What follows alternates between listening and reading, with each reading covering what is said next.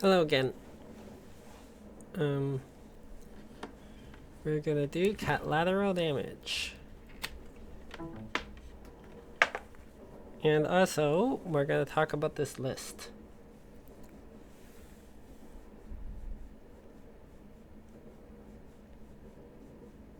So it's a top 100 PC games of all time list. 100? I don't know what order you want me to do this in, Kim. I assume you're the only one listening right now. If anyone else wants to know what the top 100 list is, or if you just want to ask me if there's a particular game where it ranked. It was done by 17 men and 1 woman, according to the PC, which is like, I'm actually shocked it's not 18 men. I feel like they were just looking for the 1 woman on the staff. I guess I should probably give her more credit than that, but it feels really cynical. Like, I was looking for more women on that judging panel. I was like, really? Like, all but 1? That's not encouraging. Pick a cat for me to play. We have Nippy, Lynn, Will, Mitten, Nero, Zor, Wednesday, Kratos, Miku, Rufus, Chaos, Magoo, Griswold, Senor Missy, and Catzilla.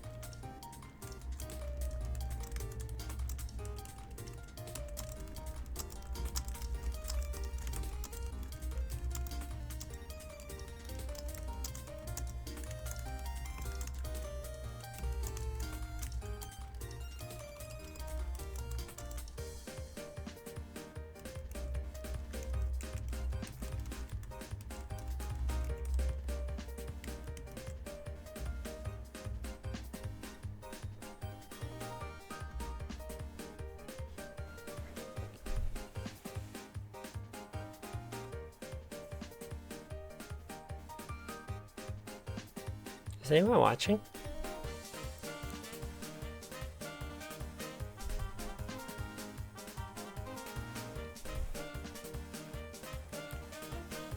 Alright, no one seems to be around. This is kind of frustrating. Well, I said I would do it, so I'm just gonna do it. I'm gonna pick my own cat then. Obi.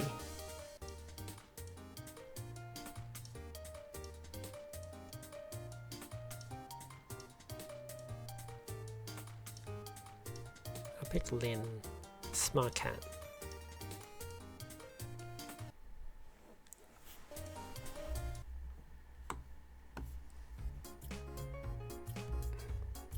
Well, do I have to like switch streams again? Oh god. Okay, this is one thing. It doesn't automatically switch my game capture.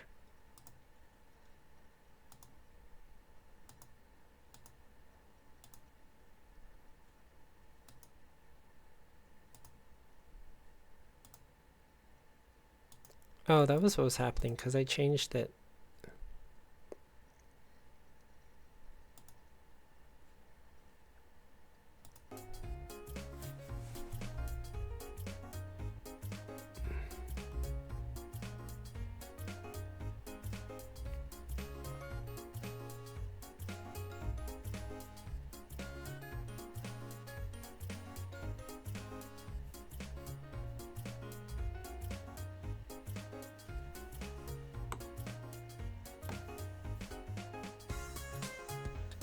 Okay, there we go.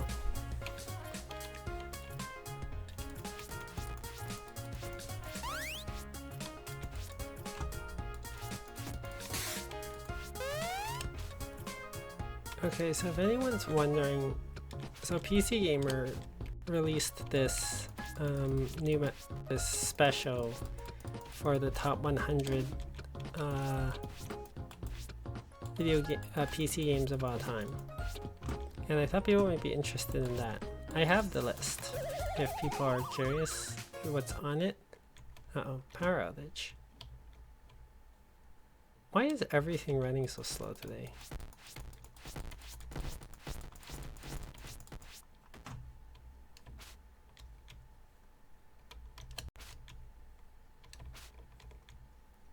The Catlateral Damage usually doesn't run choppily, and yet it's running really choppily right now.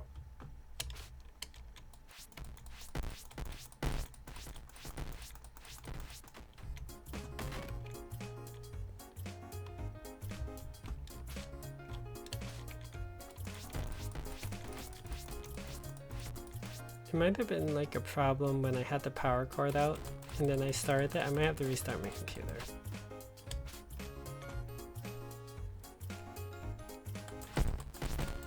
Anyways, Undertale is actually on that list. It's at 97 or something. It's actually in the top 100 of greatest PC games of all time, which might anger people. I just don't think that anything that came out in the last like 3 years at least, like I would say 5, but pop culture stuff passes pretty quickly, so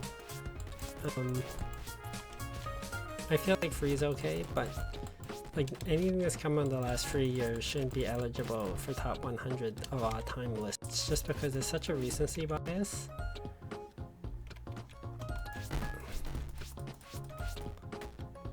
Like if you look at a lot of top 100 lists, like if you Google greatest games of all time lists, almost all of them have a lot of the top games being from the year that list came out.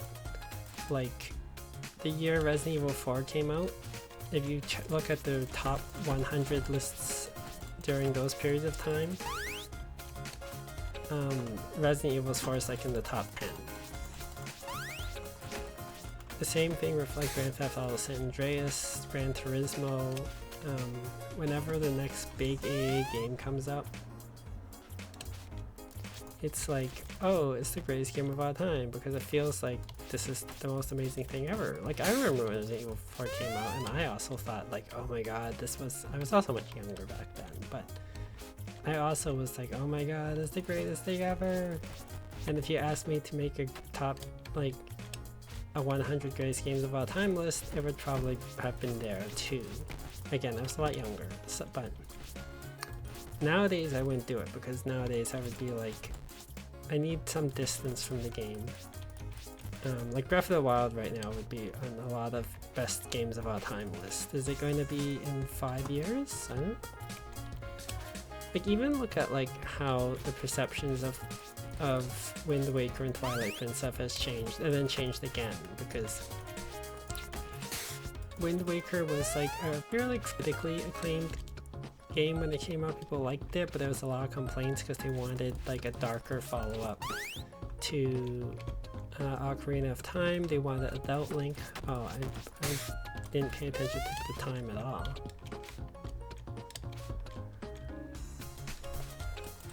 I don't think I'm gonna do this in time then.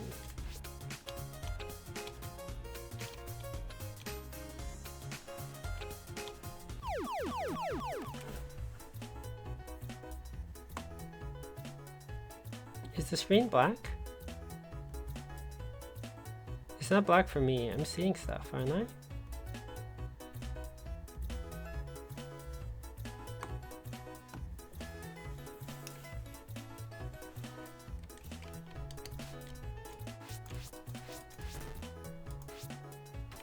No, I'm gonna have to restart this. Oh, so that's how you do it.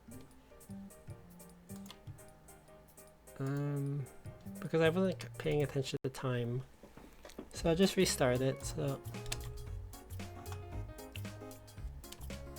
but yeah, like Wind Waker, a lot of people didn't like Wind Waker because it came off the GameCube, because GameCube was seen as this weird goofy system with its odd controller, and people wanted like the adult follow-up, to the point that the complaints about Wind Waker actually forced Nintendo to change its plans for Twilight Princess, and it led to they're making the darker, much darker Twilight Princess, which people really was excited by.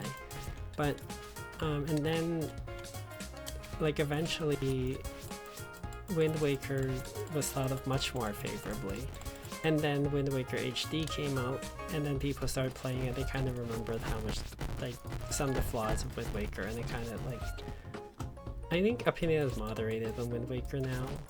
For a while it was like, oh, it's this kiddie game, and then it was like, you know, everyone thinks it's this kiddie game, but it's actually this really great game, and now it's like, oh, actually, like there are a lot of kind of not great things about it.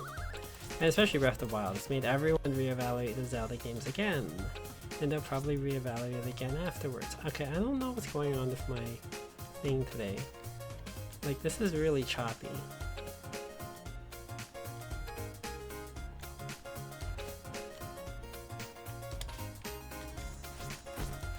I'm not having a good day.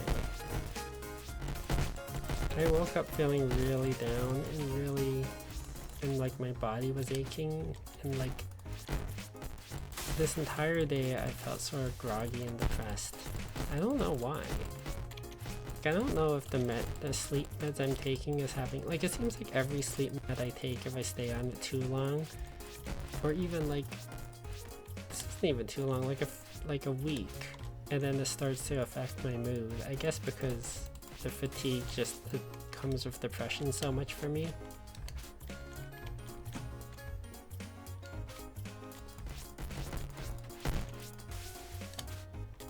Anyways, the number one game is Witcher 3.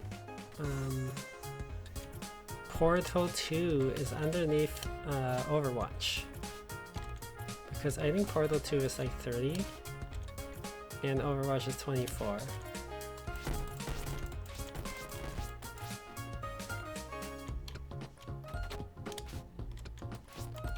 It's hard to rank things anyways, like even when I make my own top 100 lists, because I enjoy lists, I enjoy ranking things, but the truth is, like, outside the top, I found that outside the top 20, you kind of start just ranking them in bunches, like, because like your top games you might feel strongly about, but once you get to like 30, 40, 50, 90, 100, like, what's the difference between your 98th most best game and your 99th best game? Most of the time, I think you're just ranking them kind of by like bunches. You can kind of say what's probably 20 to 30 and what's probably 30 to 40, but like the differences between them, in my opinion, starts becoming just kind of arbitrary.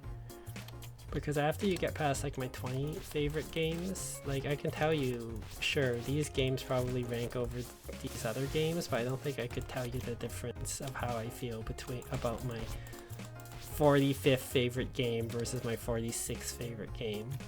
I'd probably just say like from 40 to 60 or 40 to 50, it's about these games.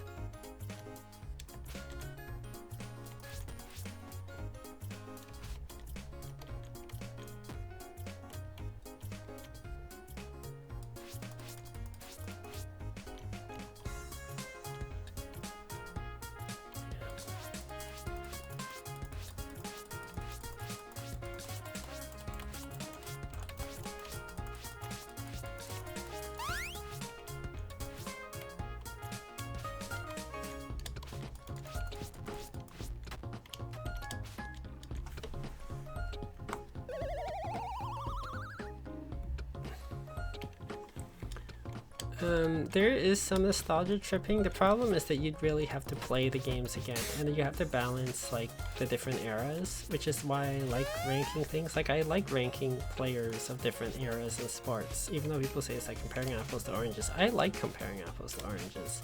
As long as you don't take it too seriously, I enjoy. I love that sort of stuff. Like, whenever usually people take it really seriously and then they throw up their hands and say like it's comparing apples to oranges, you know, therefore my opinion is just as valid as yours. But I enjoy the discussion. I just don't want people to take it as gospel, because then people get angry and everyone wants to fight. But like I love discussing players across eras. I love discussing why we regard some players as better than other players, and I like in sports there's a whole rival effect that I'm very intrigued by. Like what would Fraser have been without Ali, and what would Ali have been without Fraser and Foreman? If we didn't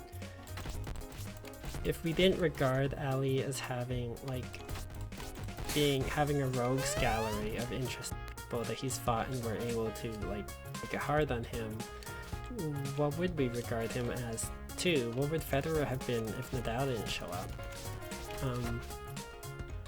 You're kind of getting that with Serena also, and I do understand racism is also a big factor of why people don't give her credit, but there's also the fact that she fights a whole bunch of interchangeable European women whose names people don't even remember, and therefore she's not regarded as highly. It helps to have a rival.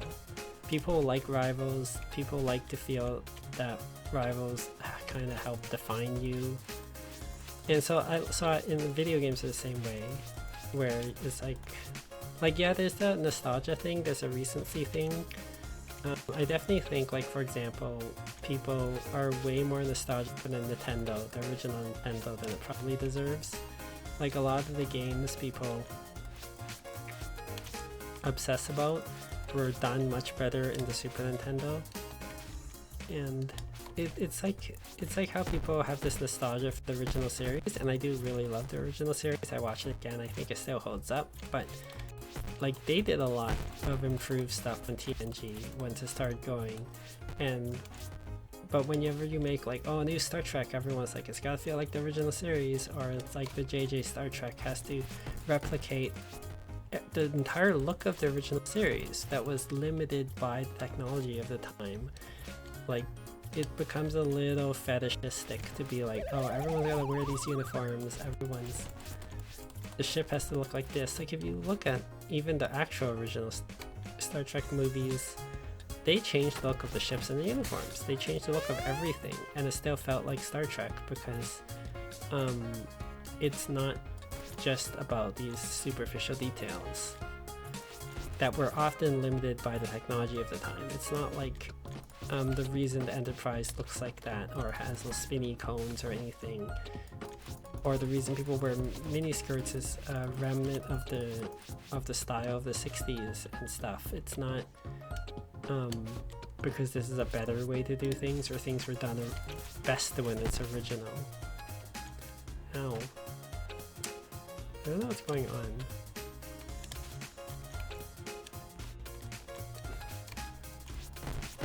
Maybe I'll just like do a discussion about the top 100 games of all time and it's as its own thing, because I can't look at my list while playing this game.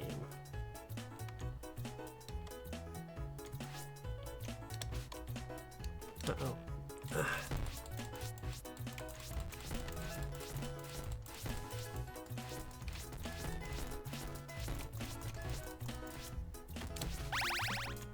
Oh, yeah? Excellent.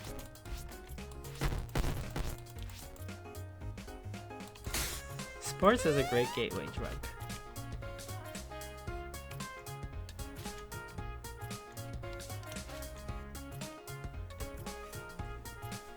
Okay, so like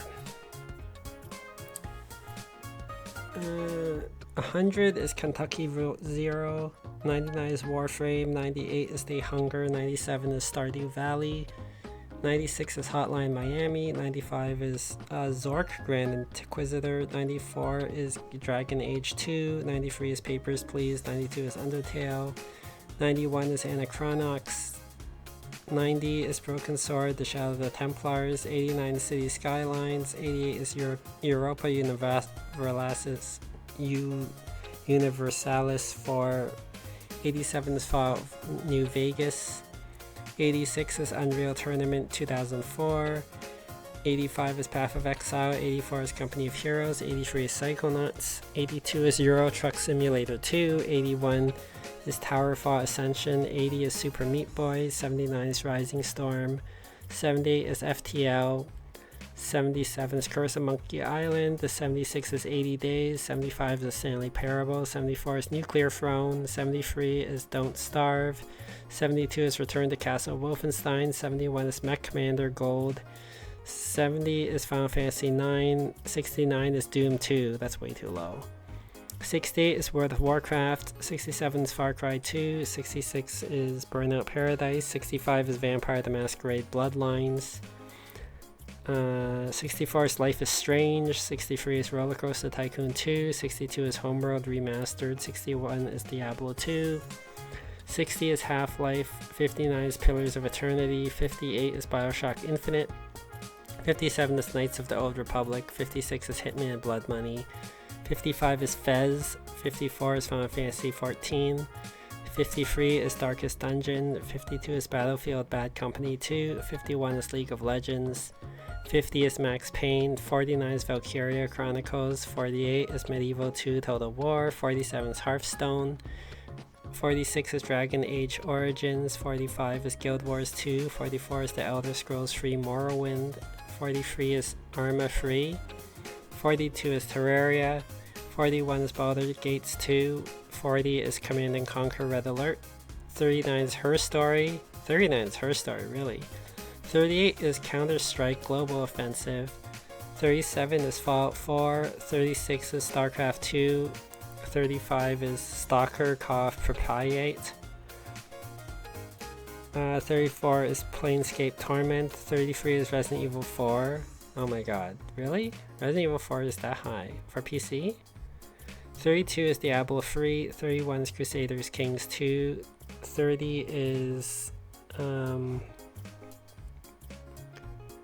Mountain Blade Warband. Oh, I have the game. 29 is The Elder Scrolls 4 Oblivion. 28 is Portal 2. 27 is Rainbow Six Siege. 26 is Civilization 5. 25 is Left 4 Dead 2. 24 is Overwatch. 23 is Divinity Original Sin. 22 is Minecraft. 21 is Deus Ex Human Revolution. 20 is Team Fortress 2. 19 is XCOM 2. 18 is Mass Effect. 17 is Bioshock. 16 is Alien Isolation. Alien Isolation is 16th. 15 is Spelunky. 14 is EVE Online. 13 is Deus Ex. 12 is Dota. Dota 2. 11 is Kerbal Space Program. 10 is Elder Scrolls 5 Skyrim. 9 is GTA 5. 8 is Rocket League. 7 is Portal 1. Okay, that's 7 as Portal 1 is nostalgia, because Portal 2 is superior to Portal 1 in every way. 6 is Metal Gear Solid 5. Dishonored 5 is Dishonored. 4 is Mass Effect 2. Half-Life 2 is free. Dark Souls is 2, and The Witcher 3 is 1.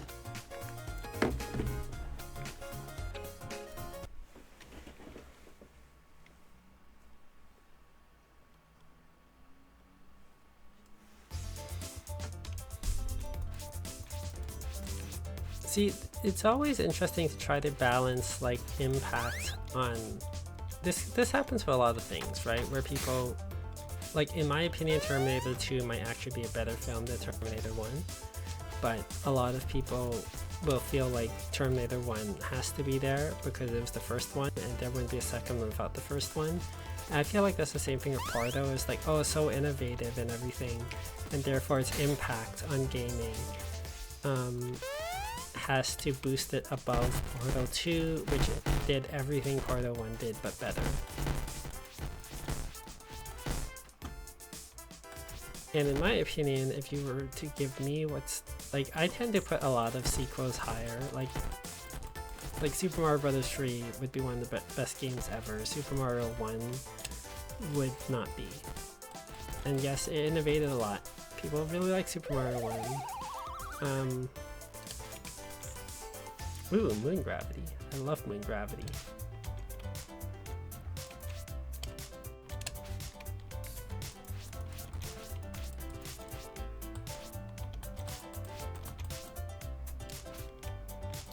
often sequels are better because they allow you to improve on things. I think sequels to a lot of movies tend to be better. Like, it depends on the movie, not every movie, but the reason the third one is usually the problem is the second one allows you to more freedom to do the things you want, generally more budget, and generally also,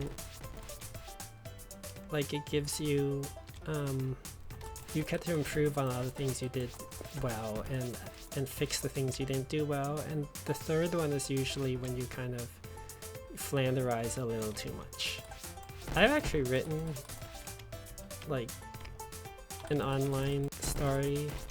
I continued someone else's thing, but I took it into much different direction. You're never gonna find it,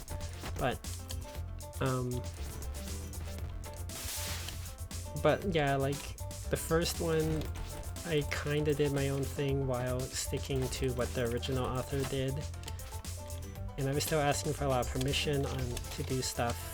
But people really liked it, and then so the second one, like, I had much more freedom and I was able to improve on a lot of things. And then the third one, I think I went too far, and if I had to look at it again, it'd be like the third one I should have reined myself in. And it's sort of like the third is Return of the Jedi, because it's like that's when, you know, you make two really great things and you feel like nothing you do is wrong, and then you start, like, not all your ideas are good.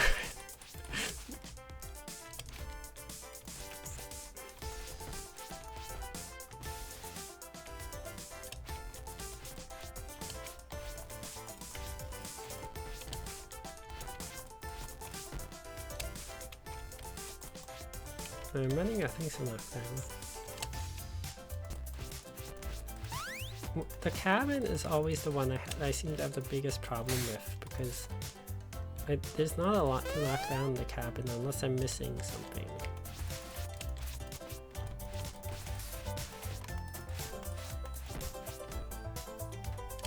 Some of those things in the list are very confusing. I feel like they did it just... Like, okay, Alien Isolation is probably a recency bias effect too, because Alien Isolation is not that good. It's a top 20 games of all time. TFO games, like, there are a lot of games where it's like, well, Resident Evil 4 is really good, but is it really, like, famous for being a PC game? Is it, and what does it mean when you're especially looking at PC games? Does it have to be done best on PC? Does it have to be specifically good on PC? Utilized for PC gaming? Resident Evil 4 is definitely one of the greatest GameCube games of all time.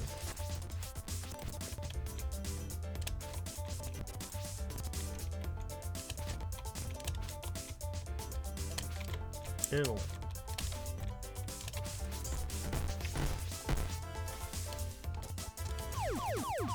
Oh, I missed the room. That's where it is. Can I knock enough books off the table? Yes, I did.